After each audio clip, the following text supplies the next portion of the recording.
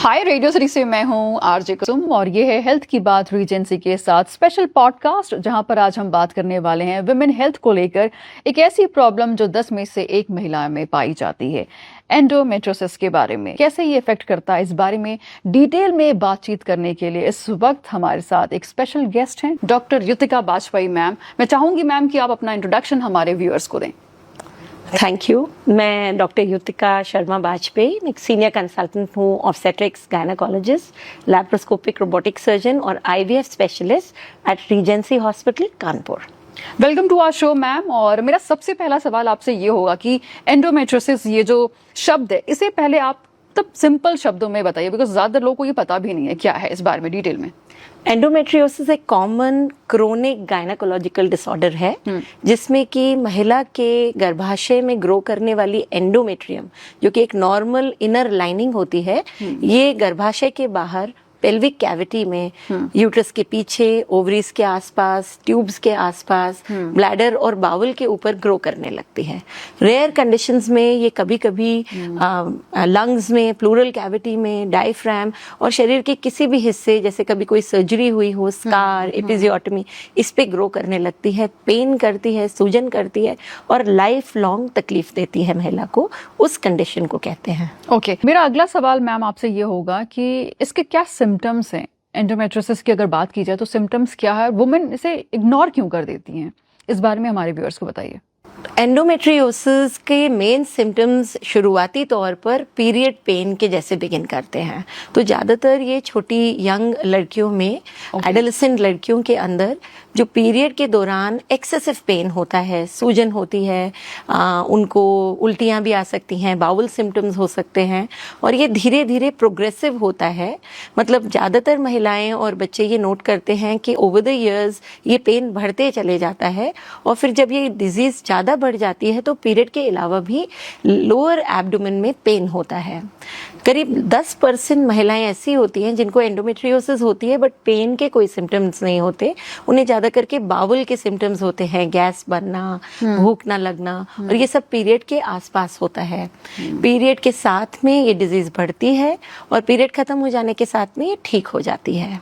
तो period related disorder है जहाँ पर यूट्रस की लाइनिंग जो पीरियड के साथ में ग्रो करके शेड होती है, वो ही जब गलत जगह पे बैठी होगी तो ग्रो करेगी और शेड होने की कोई जगह नहीं है, तो वहाँ सूजन, इन्फेक्शन और इन्फ्लेमेशन कॉज करती है। ओके मैम, अगला सवाल मेरा आपसे ये होगा मैम कि एंडोमेट्रियोसिस फर्टिलिटी में कैसे इफेक्ट करता है और क्या फैमिली प्लानिंग में इससे दिक्कत आती है, इस बारे में हमारे व्यूअर्स को बताइए। देखिए, एंडोमेट्रियोसिस जैसा मैंने कहा एक क्रोनिक डिसऑर्डर है। इसकी बिगनिंग यंग एज में, एडोलेसेंट एज ग्रुप में हो जाती है और जब तक महिला रिप्रोडक्टिव एज ग्रुप में पहुंचती है, उसकी शादी होती है, वो बच्चे प्लान कर रही होती है, ये डिजीज इतनी बढ़ जाती है कि ये अंदर के जो अंग हैं हमारे, यूट्रस, आपकी ट्यूब्स, ओवरीज, इनमें डैमेजेस कॉज कर देती है। तो इन डैमेजेस के कारण फर्टिलिटी कम डिक्रीज हो जाती है। तो जैसा हमको पता है कि अंडेदानी में ओव्यूलेशन एग बनता है, ये एग की क्वालिटी को इंटरफेयर करती है, एग के रिलीज को इंटरफेयर करती है। हमारे फलोपियन ट्यूब में एग और स्पर्म आपस में मिलकर फर्टिलाइजेशन होता है, तो ये स्पर्म जो कि शरीर में गया है उसको भी अफेक्ट करती है, फर्टिलाइजेशन को भी अफेक्ट करती है, इम्प्लांटेशन के लेवल पे भी अफेक्ट करती है। और कभी कभी जब बीमारी बहुत सिवियर है तो ये ट्यूब्स को डैमेज करती है, ओवरी के रिजर्व को कम करती है। तो माइल्ड से लेके सिवियर फॉर्म तक ये हर लेवल पर फर्टिलिटी को अफेक्ट करती है। मैम, ये जो प्रॉब्लम है ये सिर्फ फिजिकल प्रॉब्लम ही नहीं है, बल्कि क्या ऐसा होता है कि जो वुमेन्स हैं उनकी नॉर्मल हेल्थ और इमोशनल हेल्थ पर इसका इफेक्ट पड़ता है? देखिए, बहुत हद तक जैसे मैंने कहा ये क्रोनिक डिसऑर्डर है, ये केवल फर्टिलिटी या केवल पेन से रिलेटेड कंडीशन नहीं है। ये ओवरऑल सेल्फ एस्टीम को इफेक्ट करती है। तो चूंकि ये बहुत यंग एज में बिगिन हुई होती है, इन बच्चों ने जनरली अपने पीरियड से रिलेटेड बहुत सफ़र किया होता है। पीरियड के टाइम में स्कूल मिस किया है, करियर चॉइसेस पे असर पड़ा हुआ होता है, इसकी वजह से इन्होंने अपनी सोशल कॉम्प्रोमाइज़ किए हुए होते हैं। तो ओवरऑल ये अपने को दूसरों से कम आंकने लगते हैं। डेफिनेटली इनकी सेक्सुअलिटी पे असर पड़ता है। ज्यादातर लोगों को डिस्पारायूनिया मतलब कि इंटरकोर्स करने में पेन होता है, तो इनके रिलेशनशिप्स पे भी ये अफेक्ट करती है। तो फर्टिलिटी केवल एक एनाटॉमिकल नहीं, साइकोलॉजिकल डिजीज भी हो जाती है। तो इसीलिए एंडोमेट्रियोसिस का अर्ली आइडेंटिफिकेशन और उसका ट्रीटमेंट ओवरऑल फीमेल हेल्थ के लिए इम्पोर्टेंट है। तो सिर्फ फर्टिलिटी नहीं है, उसकी होल पर्सनैलिटी को इफेक्ट करने वाली डिजीज है। देखिए इमोशनल डिसबैलेंस भी होता है इसकी वजह से, राइट? डेफिनेटली। अगर बात की जाए इसकी ट्रीटमेंट की, तो पहले क्या ट्रीटमेंट यूज होते थे एंडोमेट्रियोसिस के में, और अभी में क्या लिमिटेशन आ गई है, मतलब कुछ इस बारे में बताना चाहेंगे? देखिए, एंडोमेट्रियोसिस एक स्पेक्ट्रम डिसऑर्डर है। हाँ। मतलब कि इसमें माइल्ड केसेस होते हैं, हाँ। मॉडरेट केसेस होते हैं, हाँ। सिवियर केसेस होते हैं। जो माइल्ड डिजीज होती है जनरली उसकी डायग्नोसिस बहुत डिफिकल्ट होती है, क्योंकि उसके लीजन्स इतने छोटे होते हैं जो कि अल्ट्रासाउंड इमेजिंग टेक्निक जैसे MRI हो गया, इनमें डायग्नोज नहीं हो पाते। पेशेंट कंटिन्यूअसली सफर कर रहा होता है, बट उसके अल्ट्रासाउंड रिपोर्ट्स और सारे ब्लड टेस्ट वगैरह नॉर्मल आ रहे होते हैं। इस वजह से भी पेशेंट सफर करता है कि लोग उसको ये मानते हैं कि उसे कोई बीमारी नहीं है। आज से 20-25 साल पहले जब हमारे पास लेप्रोस्कोपी की टेक्निक इतनी कॉमनली अवेलेबल नहीं थी, तो इन्हीं महिलाओं को एक टर्म कोट अनकोट यूज किया जाता था, हिस्टेरिया। तो वो पेशेंट सफर करती थी, पेन होता था, रिपोर्ट्स नॉर्मल आती थी, और लोग कहते थे कि ये जैसे कि नाटक कर रही हैं या हार्मोनली इन्हें कुछ हो रहा है, तो डायग्नोसिस हो ही नहीं पाती थी। माइल्ड डिजीज में भी because of this sexuality problem, और जैसा मैंने बताया ओव्यूलेशन डिसफंक्शन, इन सब चीजों की वजह से फर्टिलिटी इशू होते हैं।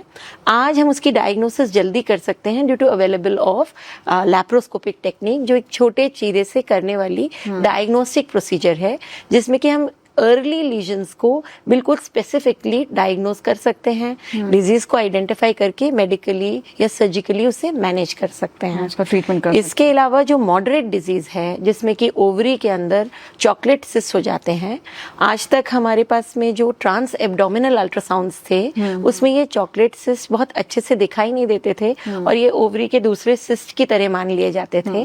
बट ट्रांस वेजाइनल स्कैन, तो इमेजिंग टेक्निक्स जैसे MRI और ट्रांस वेजाइनल स्कैन के आने से इनकी डायग्नोसिस एकदम स्पेसिफिक हो जाती है, और इनका ट्रीटमेंट मिनिमल इंसिजन सर्जरी से बहुत अच्छे से हो जाता है, और इनकी फर्टिलिटी को इम्प्रूव किया जाता है। जहाँ तक कि सिवियर डिजीज का कारण है, जब डिजीज इतनी ज्यादा हो गई है कि उसने एनाटॉमिकली दोनों ट्यूब्स, ओवरीज, आंतें, ब्लैडर, हर चीज को इन्वॉल्व कर लिया है, उसकी डायग्नोसिस तो आसान है, बट उसका ट्रीटमेंट बहुत डिफिकल्ट है, क्योंकि उसका जो सर्जिकल केयर है वो बहुत ही स्पेसिफिक है, उसके लिए बहुत एक्सपर्टीज चाहिए, और उसकी अवेलेबिलिटी ऐसे एक्सपर्ट सर्जन्स की हमारे इंडिया में बहुत कम है। तो अब with availability of advance surgical techniques like robotic surgery, हम हर तरीके के फ्रोजन पेल्विसेस, यानी बहुत ज़्यादा एडवांस डिजीज़ है, बड़े बड़े चॉकलेट सिस्ट हैं यूट्रस के अंदर, जब ये डिजीज़ होती है तो एडिनोमायोसिस कहलाती है, तो यूट्राइन डिस्टॉर्शन, सब चीज़ों को with this advance surgical technique जैसे कि रोबोटिक सर्जरी ट्रीट करके कंप्लीटली क्योर कर सकते हैं। तो मैम अगला सवाल मेरा आपसे ये होगा कि अभी एडवांस टेक्नोलॉजी की बात करते हैं हम, तो कैसे असिस्ट करता है रोबोटिक सर्जरी के बारे में अगर बात की जाए तो क्या है, पहले तो ये बताइए, एक्सप्लेन करिए अच्छे से मैम, और कैसे ये एंडोमेट्रियोसिस ट्रीटमेंट में हेल्पफुल होता है? देखिए, रोबोट असिस्टेड सर्जरी सबसे ज्यादा एडवांस स्टेप है सर्जिकल केयर में। ये एक छोटे चीरे से होने वाली सर्जरी, जिन्हें हम मिनिमल इंसिजन सर्जरी कहते हैं, उसका सबसे आप जनरेशन 3 ट्रीटमेंट मान सकते हैं। इसमें जो इंस्ट्रूमेंट्स यूज होते हैं वो ह्यूमन हैंड से भी ज्यादा फ्रीडम ऑफ मूवमेंट देते हैं सर्जन को। तो रिस्टिंग मूवमेंट्स होते हैं, तो बहुत छोटे चीरे से, जैसे सर्जन के हाथ अंदर सर्जिकल फील्ड में जाकर के ऑपरेट कर रहे हैं, उस तरीके की टेक्नोलॉजी है। तो हमारे जो मैक्रो मूवमेंट्स बाहर हो रहे हैं, उनको ये रोबोटिक टेक्नोलॉजी अंदर माइक्रो मूवमेंट्स में कन्वर्ट करके एकदम प्रिसाइज सर्जरी करता है, जो एकदम, क्योंकि ये जब हम फर्टिलिटी रिकंस्ट्रक्शन कर रहे हैं, हम यूट्रस को, ओवरीज को, ट्यूब्स को अपना पुराने फॉर्म में लेके आ रहे हैं, एक तरीके की प्लास्टिक सर्जरी है, तो हमें बहुत प्रिसाइज सर्जरी करनी होती है, जिससे ये एनाटॉमिकल स्ट्रक्चर्स का फंक्शन मेंटेन रहे, फर्टिलिटी एनहांस हो जाए। तो फर्टिलिटी एनहांसिंग सर्जरी में रोबोटिक टेक्नोलॉजी का बहुत ही ज़्यादा प्रभाव पड़ता है, बहुत इफेक्टिव है ये ट्रीटमेंट, और पेशेंट के लिए ये fast recovery, because precise surgery है, पेन फ्री सर्जरी है, मिनिमल ब्लड लॉस है इसके अंदर, तो पेशेंट की फास्ट रिकवरी होती है। वही हम चाहते हैं। दिस इज अ पेशेंट जिसने बहुत सफर किया है अपनी लाइफ में, उसको सुना नहीं गया है, उसके पेन को किसी ने ध्यान नहीं दिया है, और जब हम इस तरीके की सर्जिकल टेक्नोलॉजी से उसे अप्रोच करते हैं तो उसकी सेल्फ एस्टीम पे भी, उसकी ओवरऑल फर्टिलिटी पे, ओवरऑल पर्सनालिटी पे काफी ज्यादा फायदा होता है। अभी जैसे रिकवरी की बात की थी, मुझे लगा ये सवाल, जैसे नॉर्मल रिकवरी की बात की जाए और इससे जो रोबोटिक सर्जरी, क्योंकि एडवांस टेक्नोलॉजी है ये, तो रोबोटिक सर्जरी में कितना फास्ट रिकवरी होता है मैम? अगर देखिए, जब हम किसी ऐसे पेशेंट की बात कर रहे हैं जिसको एक बड़ा सा large chocolate cyst 10 centimetre 15 centimetres का हो गया है, और इसको अगर हम ओपन सर्जरी करते हैं, जो अभी तक होती चली आई थी, जब इतने बड़े सिस्ट हैं तो ये मेजर सर्जरीज होती हैं, तो पेशेंट को करीब 1 महीना लग जाता है कि पूरी तरीके से रिकवर होने में। जब हम इसी को लैप्रोस्कोपिक टेक्निक के साथ में करते हैं तो सर्जरी मिनिमल इंसिजन जरूर है, लेकिन क्योंकि सर्जरी एक बहुत लॉन्ग टर्म ड्यूरेशन तक चलती है, जब when we are doing minimal incision से हम कर रहे हैं तो सर्जरी का ड्यूरेशन बढ़ जाता है। कंप्लीट एक्सिजन भी कई बार लैप्रोस्कोपिक टेक्निक में नहीं हो पाता है, तो रिकवरी पेशेंट को, ये मान के चलिए आप 15 to 20 डेज में पेशेंट बैक टू नॉर्मल आ पाता है, लेकिन उसको कई दिनों तक हमें मेडिकल मैनेजमेंट करना पड़ता है फॉर कंप्लीट क्योर। एंड जब हम रोबोटिक सर्जरी से करते हैं तो usually robotic surgery precision surgery होने की वजह से hospital stay less than 24 hours रहता है। कई बार हम सेम डे छुट्टी करते हैं, 7 डेज में बैक टू नॉर्मल पेशेंट होती है, उसकी अर्ली रिकवरी होती है, और फर्टिलिटी के पॉइंट ऑफ व्यू से अगले ही महीने से हम उसकी फर्टिलिटी के सारे फंक्शंस रिटर्न करते हैं और पेशेंट अर्ली कंसीव करने के लिए प्लान कर सकती है। वाकई में एडवांस है। अगला सवाल मेरा आपसे ये होगा मैम, लेप्रोस्कोपिक सर्जरी और ओपन सर्जरी में रोबोटिक सर्जरी से क्या एडवांटेजेस मिलते हैं हमें? ये बहुत अच्छा क्वेश्चन है। एक लाइन में अगर मैं बताऊं तो ओपन सर्जरी में सर्जन के पास एडवांटेज होता है फ्रीडम ऑफ मूवमेंट का। एक हम बड़ा चीरा लगाते हैं और हमारे हाथ से हम सर्जिकल फील्ड में काम करते हैं, तो हमारे हाथों के जो रिस्टिंग मूवमेंट्स हैं उसका एडवांटेज हमें ओपन सर्जरी में मिलता है। तो सर्जन के लिए सर्जरी क्विकर हो जाती है, प्रिसाइज हो जाती है। जब हम लैप्रोस्कोपिक सर्जरी करते हैं तो जैसे कांटे छुरी से खाना खाते हैं, उस तरीके का आप एक टेक्नोलॉजी समझ लीजिए।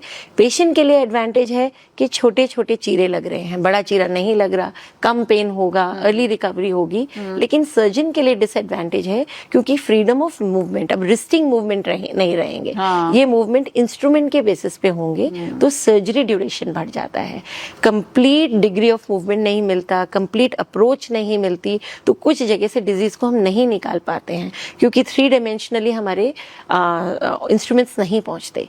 तो रोबोटिक सर्जरी दोनों के एडवांटेजेस को कंबाइन कर देती है। सर्जन को precision, freedom of movement, extent of movement मिलता है, और पेशेंट को मिनिमल इंसिजन और प्रिसीजन और क्विक सर्जरी की वजह से अर्ली रिकवरी का फायदा मिलता है। तो रोबोटिक सर्जरी दोनों एक तरीके से मिनिमल इंसिजन की ओपन सर्जरी है। आप ये मान के चलिए कि एक तरीके से कंप्लीट एक्सिजन ऑफ डिजीज होती है, कंप्लीट क्योर ऑफ डिजीज होता है विथ छोटे चीरे की सर्जरी। अगला सवाल मेरा आपसे ये होगा मैम, क्योंकि आप आईवीएफ एक्सपर्ट हैं और एंडोमेट्रियोसिस की अगर बात की जाए, अगर इस वजह से जो महिलाएं हैं वो कंसीव नहीं कर पा रही हैं, तो कैसे आईवीएफ है ना और फर्टिलिटी, अगर इन चीज़ों की बात की जाए तो कैसे हेल्प कर सकता है? देखिए, ये भी बहुत अच्छा क्वेश्चन है। अभी से देखिए, एंडोमेट्रियोसिस जनरली क्योंकि लेट डायग्नोसिस होती है तो लगभग 50 to 60% पेशेंट्स एंडोमेट्रियोसिस के हम लोगों को आईवीएफ ही करना पड़ता है उनके लिए फॉर प्रेगनेंसी। अगर उसकी डायग्नोसिस अर्ली हो जाए या उसकी डिजीज प्रॉपरली एक्साइज हो जाए तो फर्टिलिटी इतनी इंप्रूव हो जाती है कि आईवीएफ की जरूरत नहीं पड़ती है। तो इसीलिए इम्पोर्टेंट है कि एंडोमेट्रियोसिस की डायग्नोसिस समय पे हो जाए और उसका ट्रीटमेंट एकदम स्पेसिफिक और प्रिसाइज हो जाए, तो पेशेंट की फर्टिलिटी कंप्लीटली नॉर्मली रिस्टोर हो जाती है, जिससे वो नेचुरली कंसीव कर सके। अभी हमने यहाँ पर एक शोध भी किया है रीजेंसी हॉस्पिटल में for patients of moderate to severe endometriosis के के केसेस थे जिनको हमने robot assisted butterfly excision technique से उनकी फर्टिलिटी एनहांसिंग सर्जरी करी।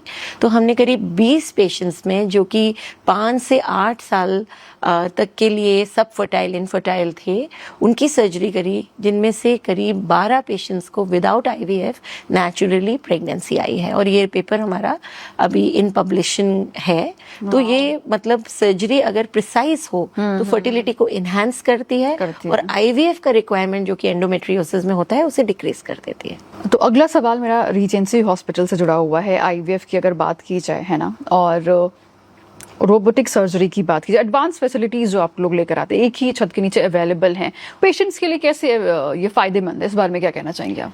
देखिए, पेशेंट के लिए ये बहुत ही कन्वीनियंट चीज़ होती है, क्योंकि पेशेंट को जब अवेलेबिलिटी ऑफ ऑप्शंस मिलता है तो उसको एक इन्फॉर्म चॉइस लेने का मौका मिलता है। तो अंडर वन रूफ अगर आपके पास आईवीएफ फैसिलिटी भी है, सर्जिकल भी एडवांस टेक्निक है, जैसे रीजेंसी हॉस्पिटल हमारे यूपी का फर्स्ट हॉस्पिटल है जिसने गायनी केयर में रोबोटिक सर्जरी को स्टार्ट किया।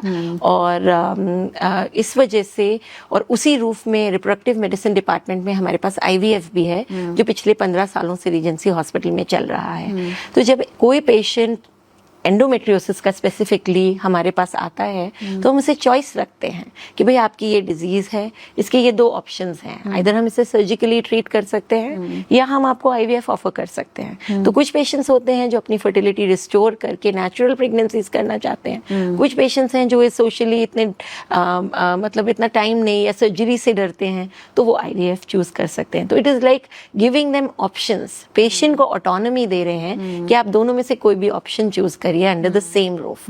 वहीं अगर किसी फैसिलिटी के पास में वन ऑफ द 2 ऑप्शंस होता है तो वहां पर थोड़ा सा बायस हो जाता है केयर का। डॉक्टर्स जो हैं जनरली अपने ऑप्शंस को ऑफर ज्यादा करते हैं, तो पेशेंट की ऑटोनॉमी से ज्यादा अवेलेबिलिटी पे चला जाता है। तो keeping these things under one roof हमेशा रीजेंसी का फिलॉसफी रहा है, जिससे कि पेशेंट को ऑटोनॉमी मिले, पेशेंट अपनी चॉइस कर सके और अपनी बेस्ट केयर को अपने हाथ में अपने कंट्रोल में ले सके, पूरा सेटिस्फाई होकर जा सके। मेरा लास्ट क्वेश्चन आपसे ये होगा, जो लोग इस वक्त मुझे देख रहे हैं, काफी महिलाएं हैं जो फेस भी करी, एक मैसेज क्या देना चाहेंगी उन महिलाओं को जो कि एंडोमेट्रियोसिस डिजीज से सफर कर रही हैं और कंसीव नहीं कर पा रही हैं? देखिए, एंडोमेट्रियोसिस के लिए एक अगर मैं सवाल दूं, वो हर उम्र की महिला के लिए इम्पोर्टेंट है, स्पेशली यंग एज की लड़कियों के लिए, क्योंकि ये डिजीज की बिगनिंग यंग एज में होती है जहां हम उनकी फर्टिलिटी को प्रिजर्व कर सकते हैं। तो सभी माओं से, ओल्डर सिस्टर्स से ये ज़रूरी है कि हम अपने पीरियड पेन को छुपाएं ना, दबाएं ना, उसे नॉर्मल ना समझें। यदि पेन इतना ज़्यादा है कि आप अपने स्कूल, कॉलेज, ऑफिस, अपने सोशल फंक्शंस को पेन के वजह से अवॉइड कर रहे हैं तो ज़रूर डॉक्टर से मिलें। ये एंडोमेट्रियोसिस हो सकती है। एंडोमेट्रियोसिस का यदि जल्दी इलाज हो तो एंडोमेट्रियोसिस को हम कंप्लीटली क्योर कर सकते हैं और आपकी पूरी क्वालिटी ऑफ लाइफ को इम्प्रूव कर सकते हैं। वहीं जिन लोगों के बच्चे हो चुके हैं, इवन उन महिलाओं को जिन्हें पीरियड पेन या पेनफुल उनकी क्वालिटी ऑफ लाइफ को सफ़र हो रहा है, उनकी सेक्सुअलिटी पे असर पड़ रहा है, तो उसे वो ये ना समझें कि अब हमको इसको यूट्रस को निकाल देना चाहिए और अपनी पूरी जो गायनेकोलॉजिकल हेल्थ है उसको एक फुल स्टॉप लगा देना चाहिए। उनके लिए भी क्योर और ट्रीटमेंट, सर्जिकल, नॉन सर्जिकल, हर ऑप्शन अवेलेबल है। आप अपने डॉक्टर से मिलें। आपको एंडोमेट्रियोसिस या एडिनोमायोसिस हो सकती है, उसके ट्रीटमेंट्स अवेलेबल हैं। Kindly don't suffer alone, meet your doctor. एक मैसेज रीजेंसी हॉस्पिटल की तरफ से हमारे व्यूअर्स को मैम। देखिए, रीजेंसी हॉस्पिटल की तरफ से एक बहुत इंपॉर्टेंट मैसेज मैं देना चाहती हूँ, स्पेशली गायनी हेल्थ को लेकर के, कि सभी महिलाओं को और सारी फैमिली को अपनी देखिए गायनेकोलॉजिकल हेल्थ की प्री जांच करा सकते हैं। जब आप बीमार नहीं हैं तब हॉस्पिटल आइए, जिससे हम बीमारियों को होने ना दें। यार, बीमारियों को, तकलीफ़ों को टालें ना। आप एक बहुत ही फ्रेंडली एनवायरनमेंट में, एक होमली एनवायरनमेंट में आकर अपना ट्रीटमेंट रीजेंसी में करवा सकते हैं। Thank you so much ma'am इतनी वैल्यूएबल इन्फॉर्मेशन के लिए, थैंक यू सो मच। और जो लोग इस वक्त हमें देख रहे हैं उनसे मैं कहना चाहूँगी कि अगर आप भी एंडोमेट्रियोसिस प्रॉब्लम से गुजर रहे हैं, फेस करना पड़ रहा है आपको, या फिर नोन में कोई है तो उन्हें बताइए। और एडवांस टेक्नोलॉजी के साथ रोबोटिक सर्जरी और IVF एक्सपर्टीज़ के साथ आप रीजेंसी हॉस्पिटल जा सकते हैं, वहाँ पर मिलेगा आपको कंप्लीट सोल्यूशन। तो ये था एक स्पेशल पॉडकास्ट, अगले बार मिलेंगे एक नए टॉपिक के साथ। तब तक हमें देखते रहिए और हाँ, सुनते भी रहिए रेडियो सिटी।